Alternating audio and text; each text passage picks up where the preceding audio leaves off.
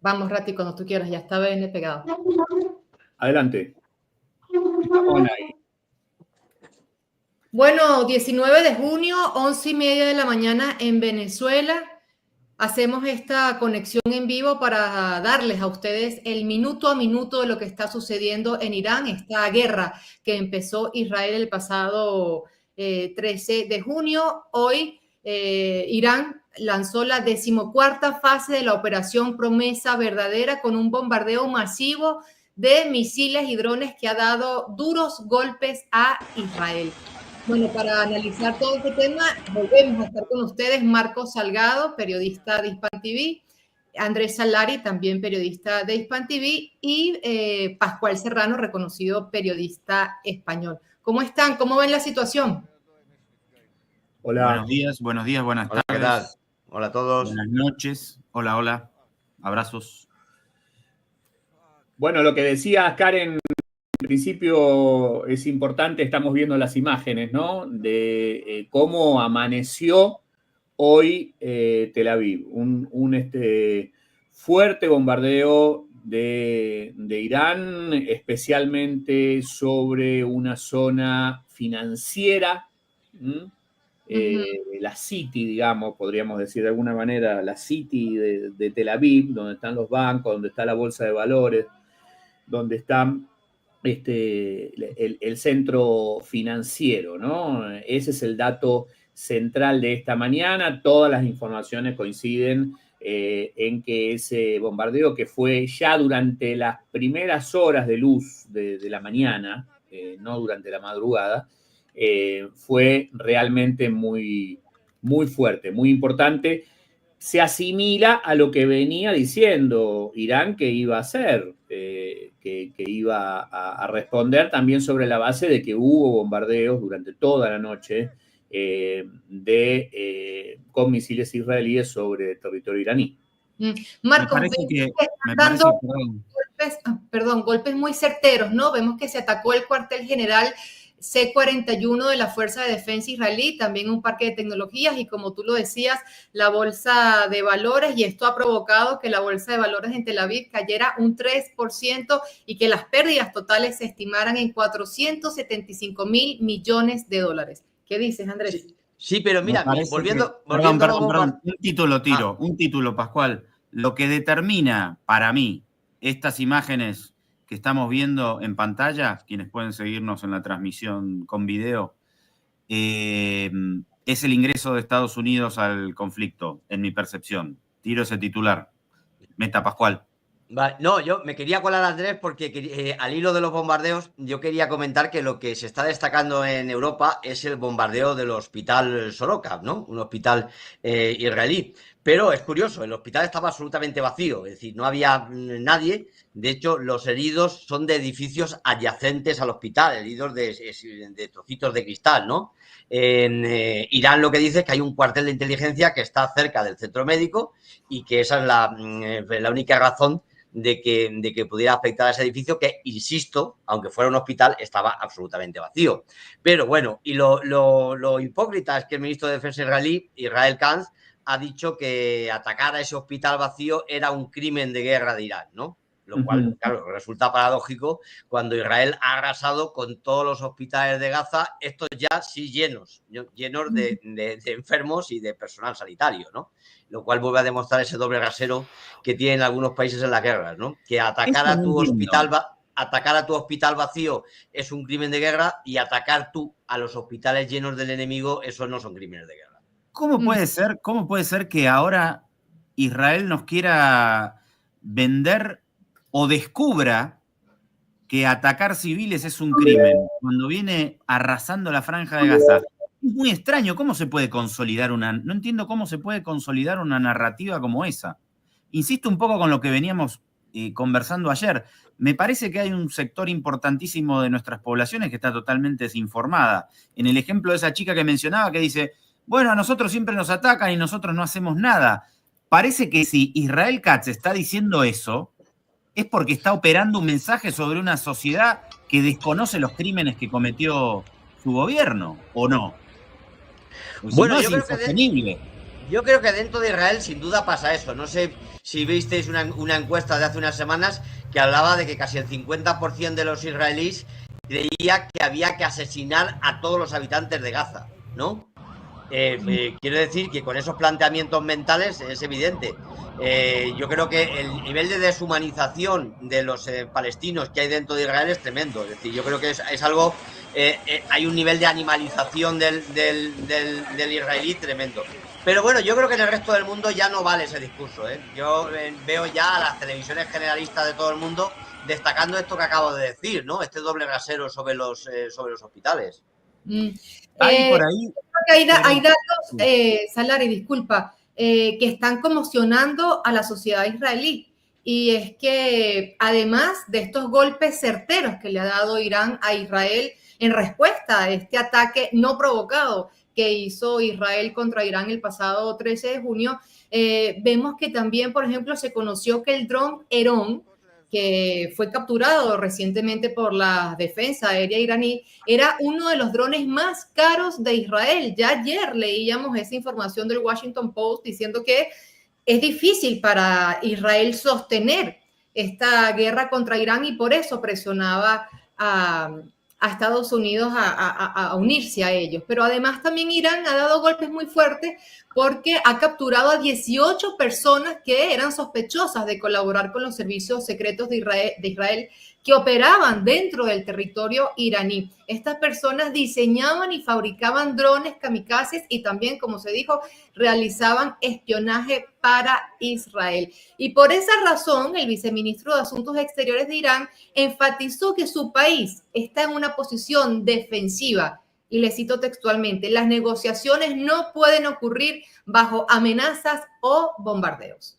Por eso decíamos ayer que me parece que el paso que viene es un intento de llevar el terrorismo dentro de Irán. Yo les propongo ahora que tenemos declaraciones de los últimos minutos, tanto de Benjamín Netanyahu como del Ayatollah Khamenei. ¿Por qué no vamos a verlas y tratamos de ver qué dicen los gestos, qué dicen las pocas palabras, que son declaraciones muy cortitas, pero vamos a tratar de hacer una lectura de estas últimas declaraciones, si les parece?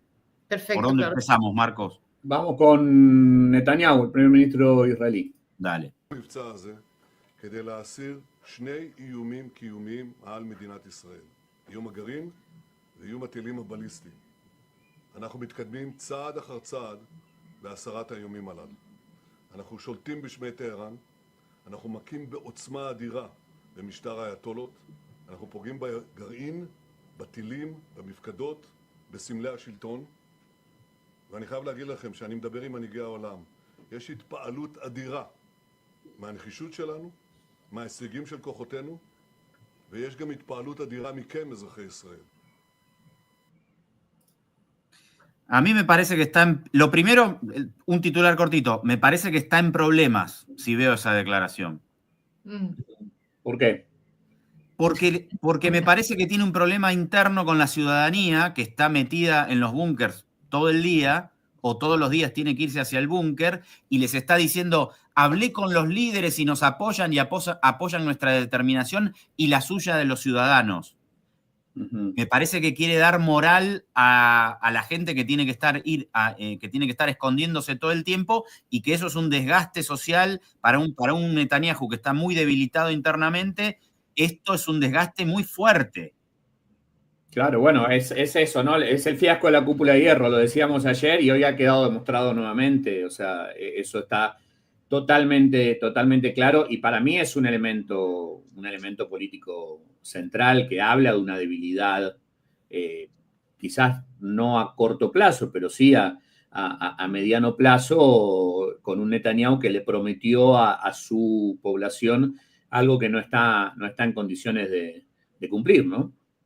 Bueno, es que ya son ya dos cosas que se reconocen mayoritariamente. Es decir, uno, el que no funciona la cúpula de hierro para los misiles iraníes, y dos, que se quedan sin misiles, sin defensa antimisiles, ¿no?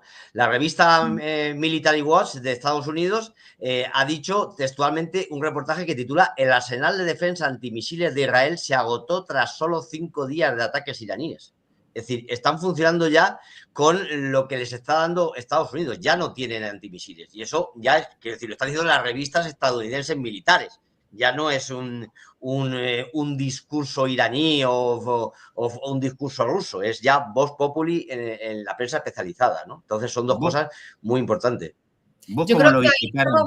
estamos viendo la narrativa versus la realidad. Una cosa es lo que está diciendo Netanyahu y otras cosas es lo que estamos viendo en esas imágenes que intentan ser censuradas en distintos países del mundo, principalmente los aliados de Israel en Estados Unidos y los países occidentales de la Unión Europea. Vemos cómo Irán está machacando a Israel y le ha dado unos golpes nunca vistos antes en su historia. Y no parece que el mundo apoyara a Israel, como él dice ante su público. Vemos a Estados Unidos dudando, todavía no ha dado el paso certero o seguro de apoyarlos. Pero además hoy vimos unas declaraciones de Rusia y de China, los presidentes Xi Jinping y Vladimir Putin condenaron el ataque de Israel contra Irán y tanto Moscú como Pekín insisten que la solución a la situación actual y de los problemas relacionados con el programa nuclear iraní no pueden resolverse por la fuerza. Dicen ellos que la solución debe lograrse,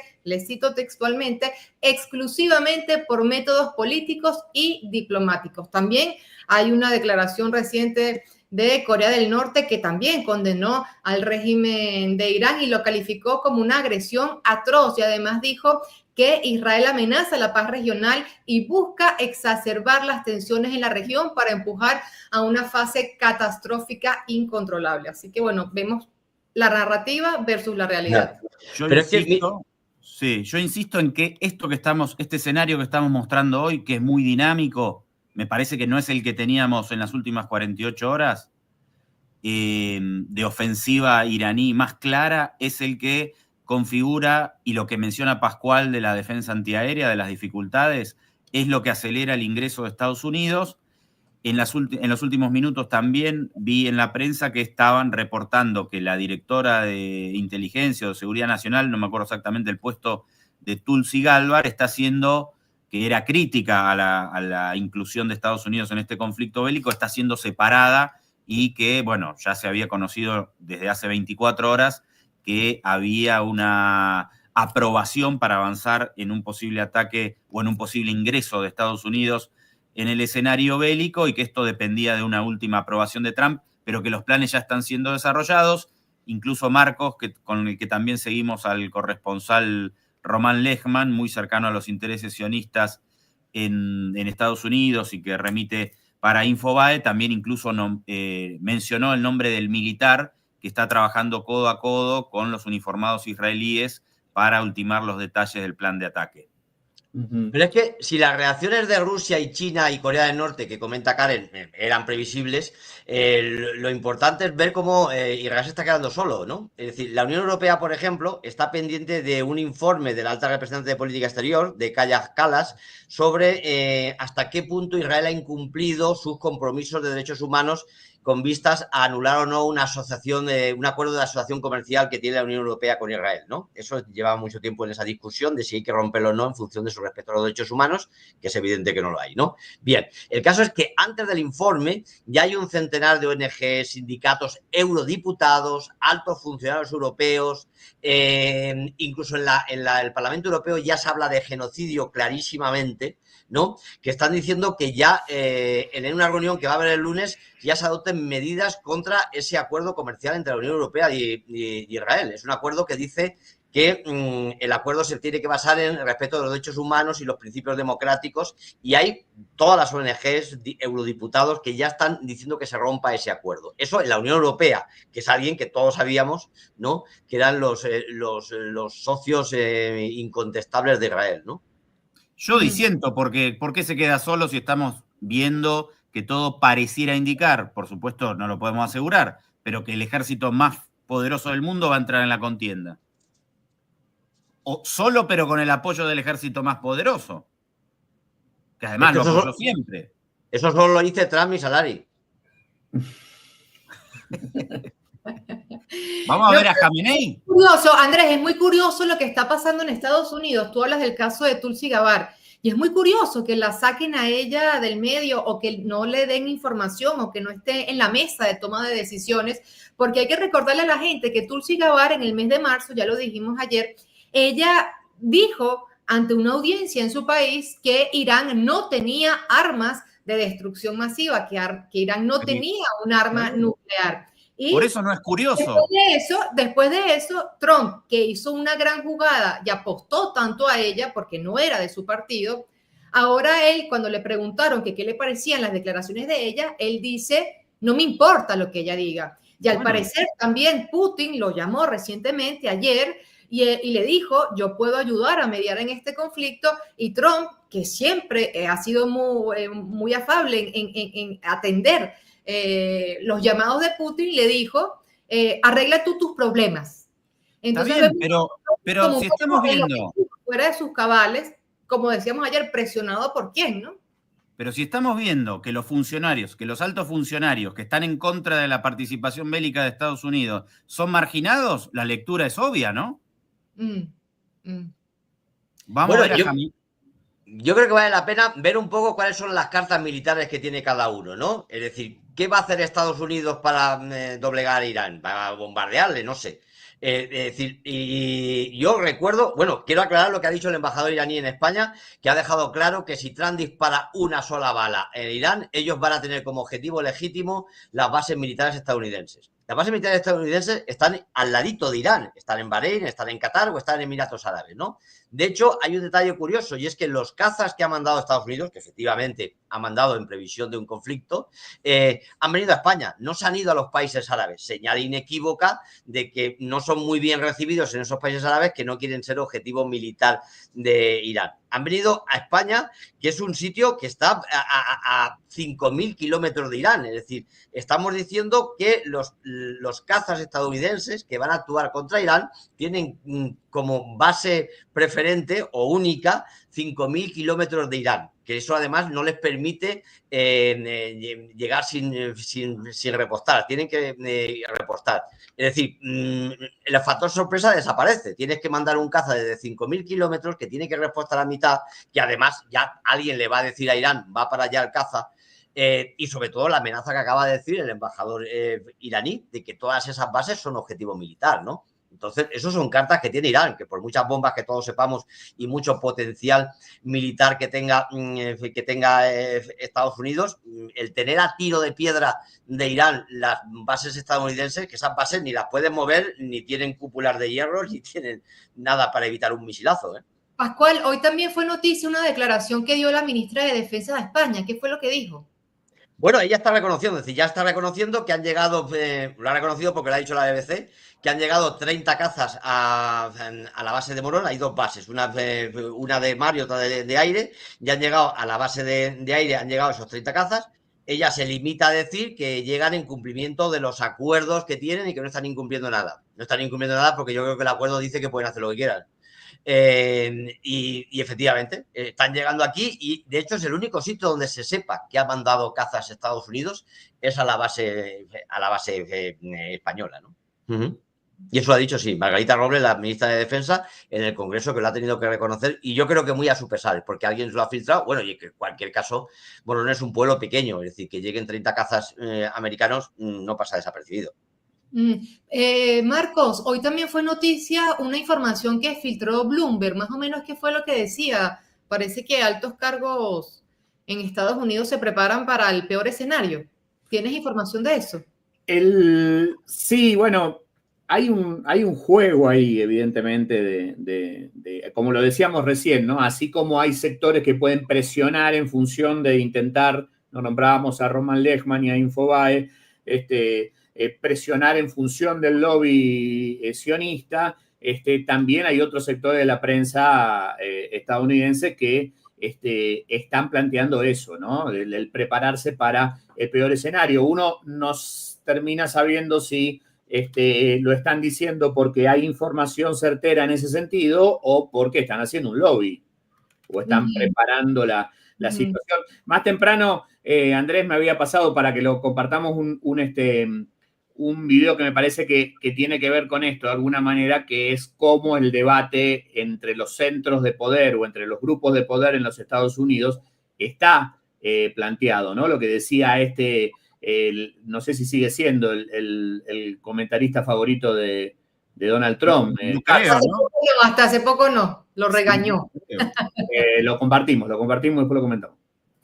By the way, I don't know the population at all. No, I don't know the population. You don't know the population of the country you seek to topple? How many people live in Iran? 92 million. Okay. Yeah, how could you not know that? I don't sit around memorizing population tables. Well, it's kind of relevant because you're calling for the overthrow of the government. Why is it relevant whether it's, it's 90 million or 80 million or 100 million? Why is that relevant? Because if you don't know anything about the country... I didn't say I don't know anything about the country. What's the ethnic mix of Iran? They are Persians and predominantly Shia. Okay, this is cute. It's not even, you don't know anything about Iran. So okay, I am not the Tucker Carlson expert on Iran. You're a senator who's calling for the overthrow of the government. You're the one who don't know anything about the country. No, you don't know anything about the country. You're the one who claims they're not trying to murder Donald Trump. You're the one who can't figure out if it was a good idea to kill General Soleimani, and you said it was bad. They're trying to murder Trump. Yes, I do. Because you're not calling for military strikes against them in retaliation. And if you really believe that... We're carrying out military strikes today. You said Israel was. Right, with our help. I said we. Israel is leading them, but we're supporting them. Well, you're breaking news here because the U.S. government last night denied, the National Security Council spokesman Alex Pfeiffer denied on behalf of Trump that we were acting on Israel's behalf in any offensive capacity. No, we're not bombing them. Israel's bombing them. You just said we were.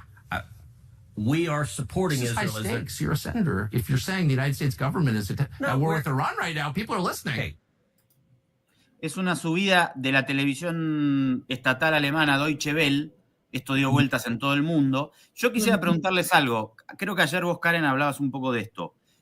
¿Por qué Tucker Carlson defiende la soberanía de Irán? ¿Me podés explicar eso y no se suma al discurso bélico que se está logrando imponer por lo menos en el Ejecutivo estadounidense? ¿Por qué? No es que defienda la soberanía de Irán, es que él es parte del movimiento MAGA que está en contra de seguir despilfarrando dinero de Estados Unidos en guerras que ya se ha demostrado en la historia que no le traen nada bueno a Estados Unidos. El pasado 26 de mayo, Trump dijo, durante décadas, republicanos y demócratas llevaron a nuestro país, arrastraron a nuestros militares a guerras que solo nos hicieron perder dinero, tiempo y vidas. Y él dijo, ya no, mi prioridad, sus palabras textuales fueron, mi prioridad va a ser abogar por la paz y llegar a acuerdos, asociaciones y entendimientos con países, incluso con los que podamos tener enormes diferencias. Entonces, esto es lo que pasa. Tucker Carlson no se ha salido de su principio MAGA de Make America Great Again. El que se ha salido es Trump. ¿Y qué espacio social está detrás, más allá de MAGA, de la sigla, qué espacio social está detrás de este lineamiento? ¿Qué fuerza tiene?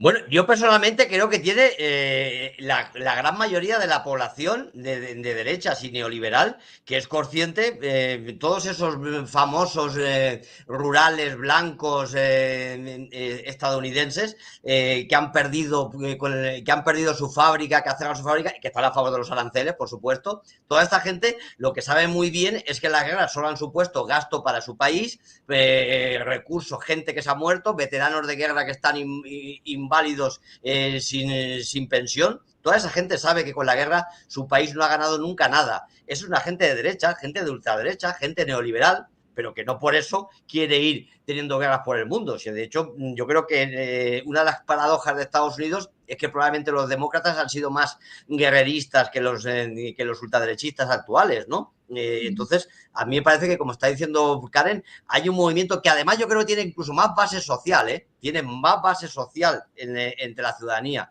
dentro de la derecha, en contra de estas guerras que no provocan más que pérdida de dinero y pérdida de vidas estadounidenses a cambio de ganar nada, porque el ciudadano estadounidense medio no gana nada con sus guerras en Irán, con sus guerras en Afganistán y con sus guerras de la OTAN, nunca gana nada, y ya se ha dado cuenta, ¿no? Pero Halliburton sí. Ya, pero el ciudadano no. Y hay una parte de Estados Unidos que no es Halliburton, y hay una parte de Estados Unidos que está perdiendo dinero. Es que en este momento yo creo que es más, hay más neoliberales, empresas económicas y multinacionales estadounidenses que están perdiendo con las guerras, lo ha dicho Rusia en la guerra de Ucrania, están perdiendo más con las guerras, las empresas, más empresas están perdiendo dinero estadounidenses, es decir, que los que están ganando, ¿no? Pero mira, les propongo volver a aterrizar en las noticias y lo que decíamos, hoy la agencia Bloomberg dijo que ya altos cargos gubernamentales de Estados Unidos se empiezan a preparar para la posibilidad de que Washington ataque Irán en los próximos días. Incluso hablan que eso podría ser este fin de semana. Pero dice Bloomberg, la situación está evolucionando y podría cambiar. Sin embargo, vemos también a senadores de distintos partidos que alertan que Trump no tiene la autoridad constitucional para intervenir en una guerra con Israel contra Irán, porque eso debe tener la aprobación del Congreso. Y escuchamos al senador demócrata Chris Van Hollen, que denunció que la administración Trump es una subcontratista, dijo él, de la agenda de Netanyahu en Medio Oriente, y el senador Ron Paul advirtió que un ataque de Estados Unidos sería un terrible error. También hemos visto imágenes frente a la Casa Blanca, creo que tenemos algunas imágenes, Marcos, en Nueva York, y también unas imágenes en Washington frente a la Casa Blanca.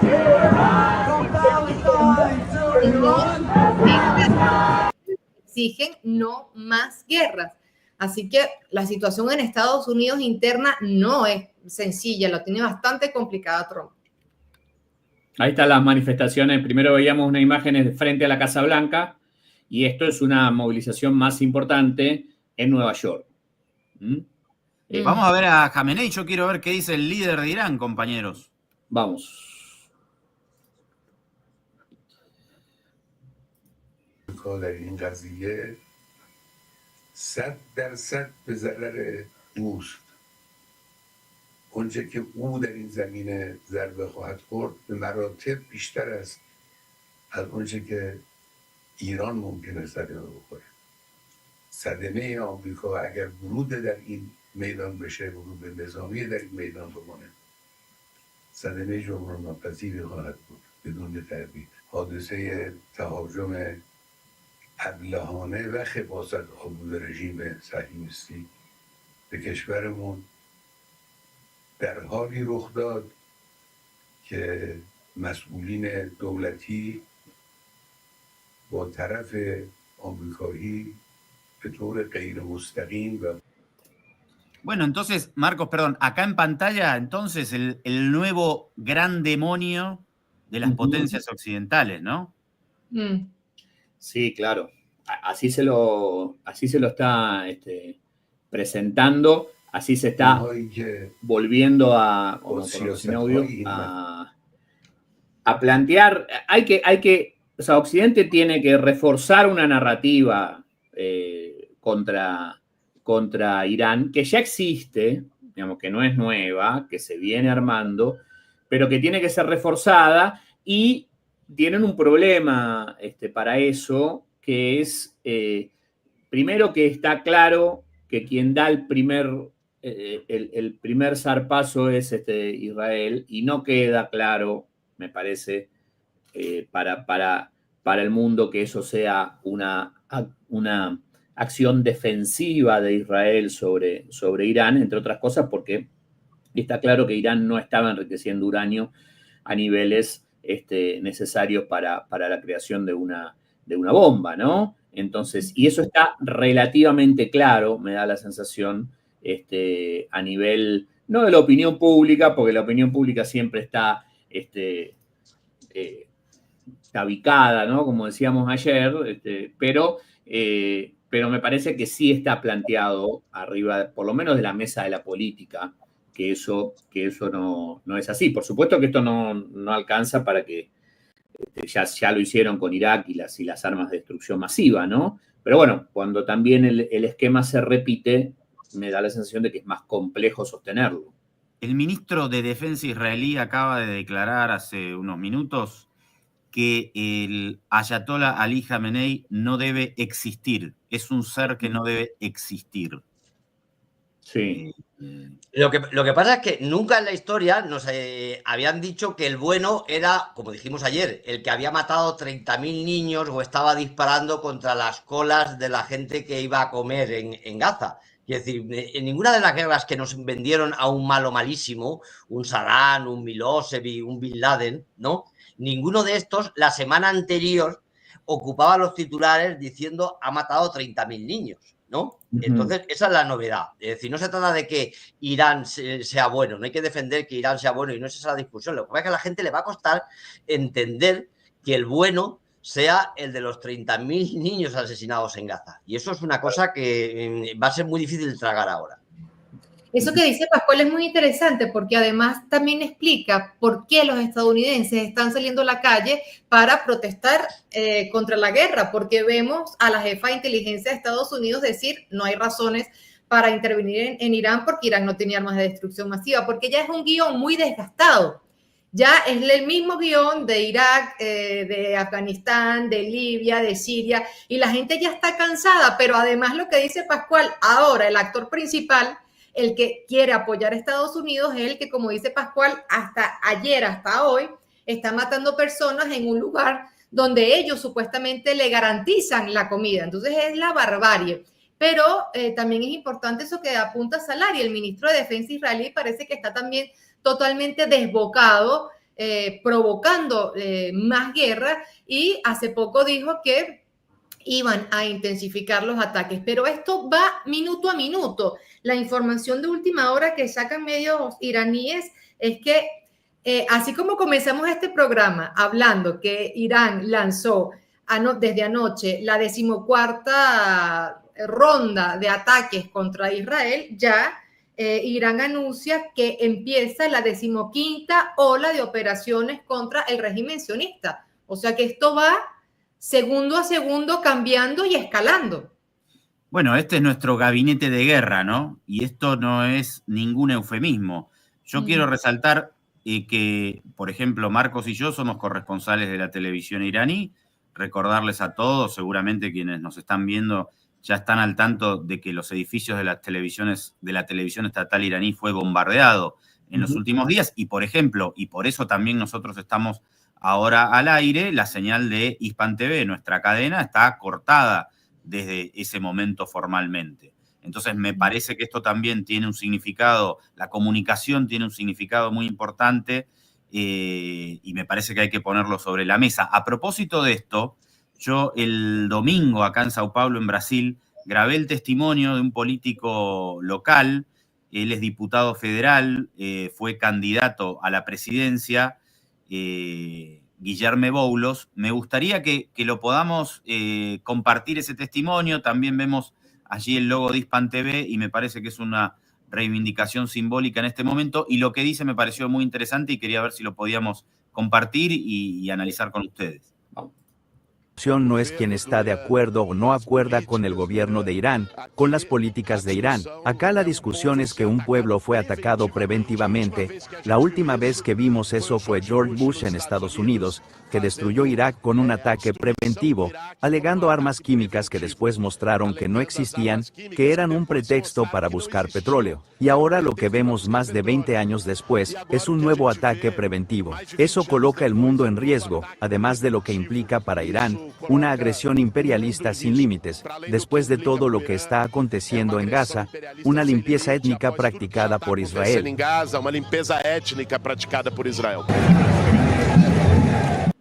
Bueno, hubo una manifestación muy grande en las calles de Sao Paulo, y fue muy gratificante ver ese nivel de movilización. Y me parece, compañeras y compañeros, nosotros ya estamos más grandes y tenemos bien presente lo de los ataques preventivos, pero por ahí no nos damos cuenta que habían pasado más de 20 años sin tener uno de estos, ¿no?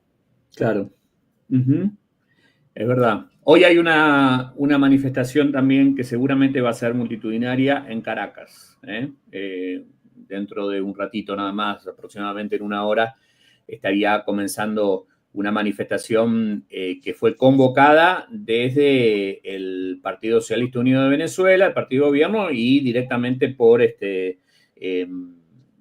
referentes importantes del gobierno venezolano, como el secretario general del partido y ministro del Interior, Diosdado Cabello. Hablando de secretarios generales, también se pronunció el secretario general de la ONU, Antonio Guterres. Él instó a no permitir una mayor internacionalización de la agresión de Israel contra Irán y expresó preocupación por la posible participación de Estados Unidos en esta guerra. ¿Ustedes cómo ven a Guterres y el papel de la ONU?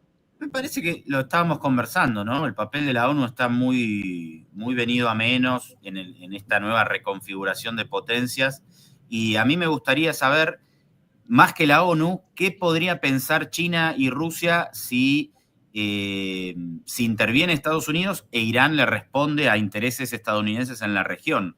¿Qué dirían ahí? Porque ya estaríamos ahí a medio paso de un conflicto, de una tercera guerra mundial.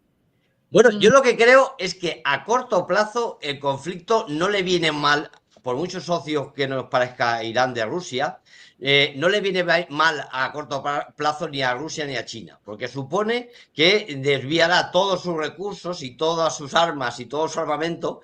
Estados Unidos lo va a tener que eliminar, quitar de la guerra de Ucrania y lo va a tener que quitar del frente oriental de China para desgastarse en una guerra en Oriente Medio, ¿no? Aparte de que va a subir el petróleo y eso le va a venir también estupendamente a Rusia, ¿no? Creo que cuanto más prolongado sea ese conflicto en Oriente Medio, vuelvo a recordar lo de ayer, los conflictos no se resuelven en una semana, se alargan y son de desgaste, ¿no? Entonces, en un desgaste, en un conflicto en Oriente Medio, son recursos que Estados Unidos va a tener que sacar de Ucrania y del frente contra China y que en teoría van a reforzar a Rusia y a China, paradójicamente.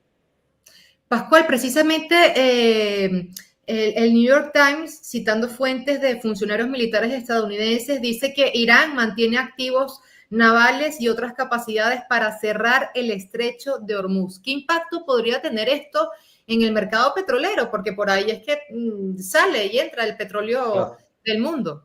Claro, es que no hemos hablado de la gran arma de Irán, ¿no? La gran arma de Irán no es ningún misil, es lo que ya ha amenazado en algunas ocasiones y ha hecho, que es el bloqueo del estrecho de Hormuz. Ese es el canal marítimo más importante del mundo, ¿no? Por ahí pasa todo un volumen de petróleo que es el que abastece a las regiones más importantes del planeta. Para que se hagan una idea, el estrecho de Hormuz conecta el Golfo Pérsico con el Golfo de Omán. Y por ahí transitan los buques petroleros y de gas de Arabia Saudí, Bahrein, Qatar, Emiratos Árabes Unidos, Irak, Irán y Kuwait. O sea, imagínense que en 5 minutos se cierra el lugar por donde sale el petróleo de todos esos países, ¿no? Es decir, pues esa llave la tiene Irán. Pero eso involucraría, bueno, digamos, sí, la tiene Irán geográficamente, pero también involucraría directamente o pondría un peligro mayor, Pascual, en cuanto a todos estos países que vos estás nombrando, ¿no? Los países de la península arábiga. Claro, razón de más para que se opongan a la agresión contra Irán. Claro. Bueno, por ejemplo, de Venezuela, el presidente Nicolás Maduro ha dejado claro que esto forma parte de una medida de defensa del gobierno iraní. Él dice, es que no están dejando otras opciones de defensa que estas, y el gobierno iraní las está utilizando sin duda alguna. También hay una información recién, y es que la misión de Irán ante las Naciones Unidas rechazó categóricamente la falsa afirmación de que un hospital fue atacado en Israel. Dicen que esta información es falsa. Tengo entendido que se lanzó un ataque que cayó cerca y rompió algunos vidrios, tuvo algún impacto, pero no se atacó ese hospital. Así que, bueno, esta es la información que está saliendo directamente desde Naciones Unidas. Sí. Bueno, ya hay mucha otra información. También se pronunció el movimiento libanés Hezbollah, emitió un comunicado en apoyo a Irán, condenó también enérgicamente estas amenazas, estas agresiones de Israel contra Irán y también calificó como un insulto a todos los musulmanes del mundo esas amenazas contra el líder supremo de Irán, el ayatolá Ali Khamenei, que recordemos, para la gente que no lo entienda, es el jefe de Estado de ese país. Es como si atentaran ahora contra el rey de España, ¿no, Pascual? Claro. Sí, solo creo que lo defenderíamos menos. También hay que anotar que en las últimas horas hubo un ataque a instalaciones nucleares iraníes por parte de Israel. La Organización de Energía Atómica de Irán confirmó que el reactor de agua pesada y el complejo de investigación nuclear Kondab, en Kondab, fueron atacados por la ocupación israelí en la madrugada del jueves, dice la información. Sin embargo, la organización afirmó que gracias a los protocolos de seguridad preestablecidos no se reportaron daños ni amenazas inmediatas para los residentes cercanos. También la Organización de Energía Atómica de Irán declaró que Irán había advertido repetidamente a la Agencia Internacional de Energía Atómica sobre los continuos ataques israelíes, pero que la Agencia Internacional de Energía Atómica no actuó. Por ahí había unas declaraciones de un vicecanciller, si no me equivoco, de Irán, que decía, ya vamos a tener que hablar con Grossi cuando pase todo esto. Grossi es el argentino que dirige la Agencia Internacional de Energía Atómica, quien ayer declaró a lo Grossi, ¿no? que efectivamente no tienen elementos de prueba para decir que Irán esté enriqueciendo uranio a niveles necesarios para un arma nuclear, aunque bueno, si lo están haciendo y nosotros no lo sabemos, no sé, a lo Grossi. Pero bueno, en cualquier caso es que atentar contra una central nuclear es una violación de la legislación internacional, es otra violación más de la legislación internacional por parte de Israel. Sí, por eso Rusia ha salido muy duro a condenar esto, ¿no? Condenando esta amenaza contra el mundo, porque Rusia creo que dijo que podrían provocar otro Chernobyl, ¿no? Chernobyl. No hubo noticias en las últimas 24 horas de la superbomba. No, bueno, no, porque van instalando temas, por supuesto que eso tiene una lectura política, ¿no?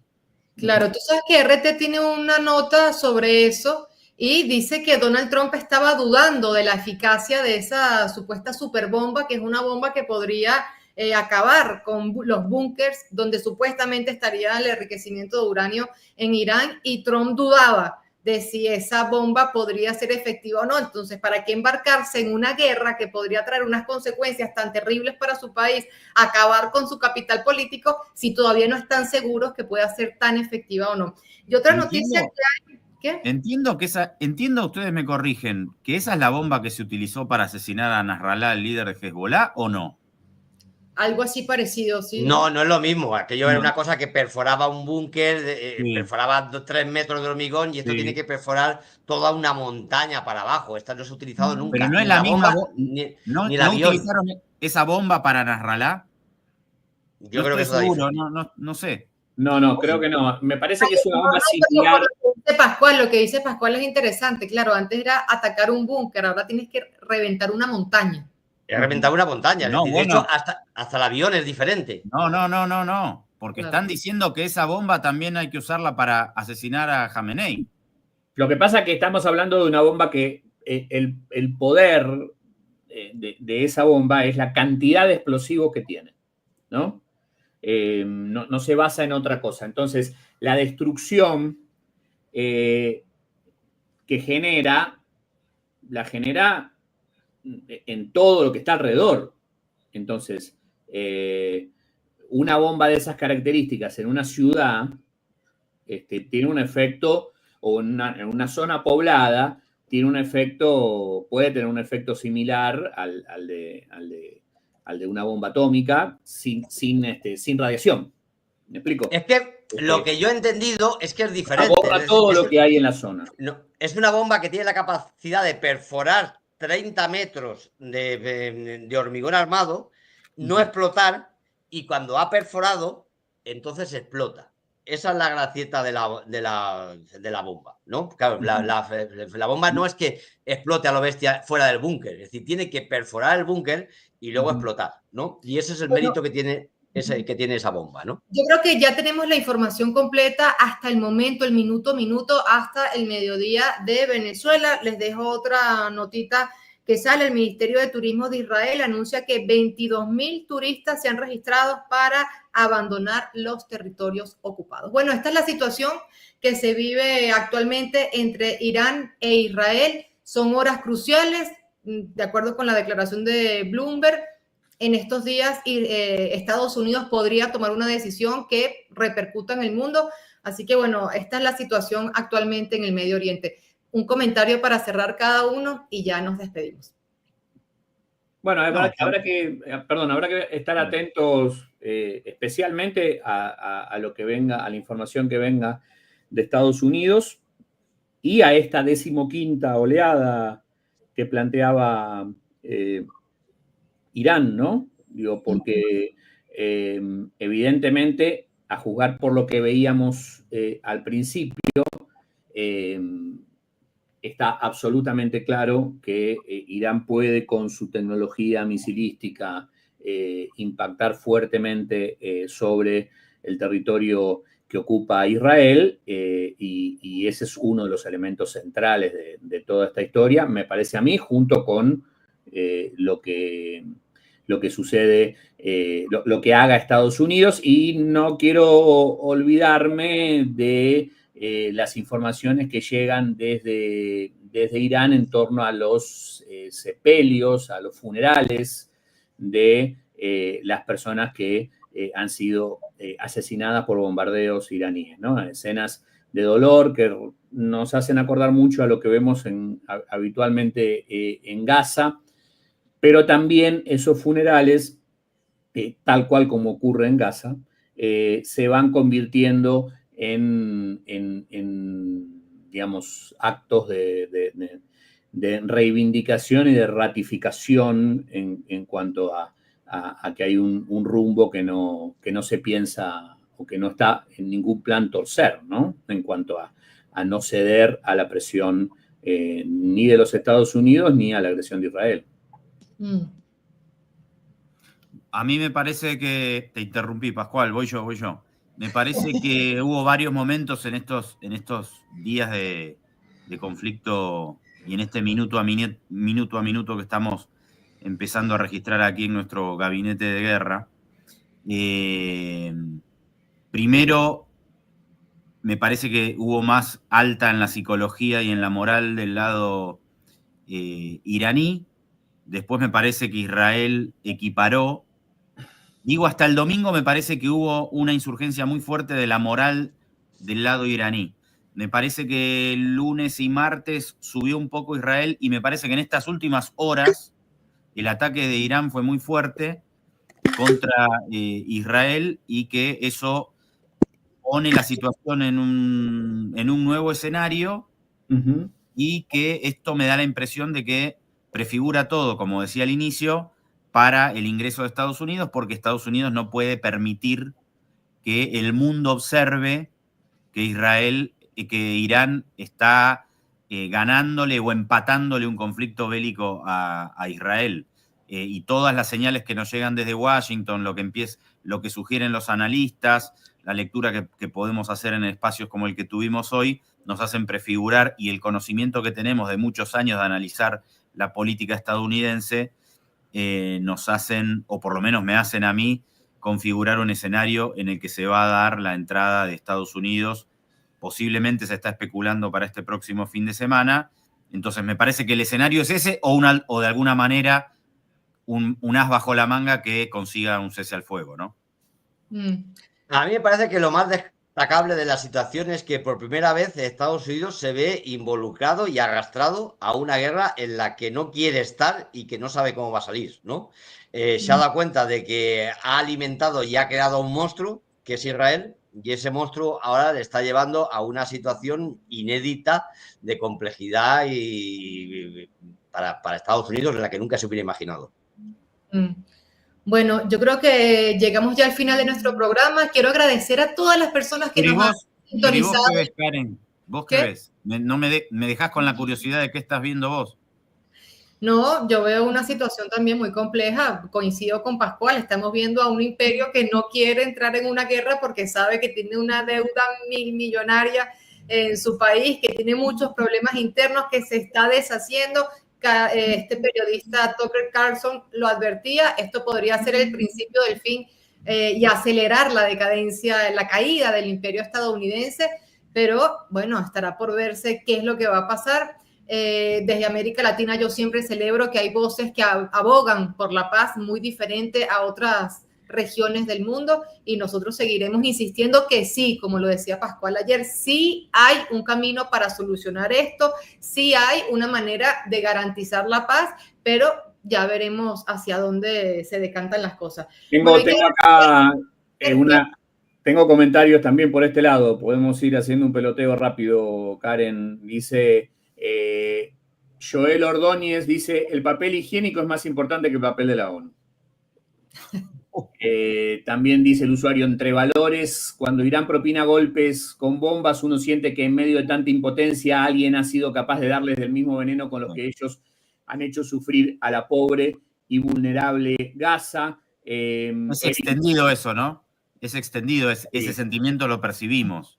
Sí, acá en este chat yo también veo muchos mensajes a favor de Irán, dándole aliento al pueblo de Irán, al pueblo de Palestina, viva Irán, viva Palestina. Excelente panel, a la gente le ha gustado como dicen aquí, este staff de periodistas. Agradezco a Rosy Elena Medina, Bernardo Zambrano, Jesús Jiménez, Arelis Gómez, Manuel Mujica, Eddie Chourio.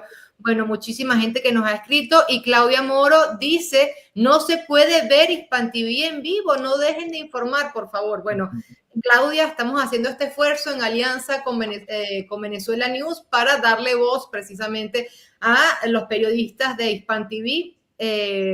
Marcos Salgado y Andrés Salari son periodistas de Hispan TV, por eso nos tienen toda esta información de último momento.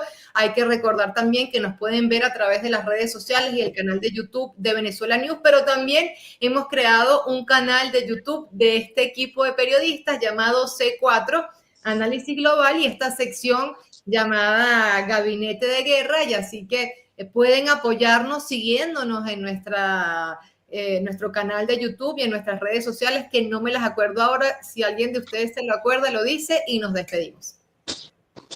No, después los colgamos en el... Estamos colgados. No, pero @C4 Internacional va a salir todo. Pero bueno, estamos empezando, ya va a haber que democratizar todos esos espacios. Hay más saludos también por el chat de YouTube de Sur y Sur TV, que es por donde estamos transmitiendo también. Agustín Galás dice, si Israel logra ganar esta guerra, se viene un infierno en las próximas décadas, viva Palestina. Adolfo Walser también dice, fuerza Irán. Y acá Akram dice, estos 4 y que periodistas que están viendo, supongo que será la signo de interrogación que falta ahí, Israel está perdiendo la guerra, está pidiendo ayuda, ¿no? Opiniones que van apareciendo y que agradecemos.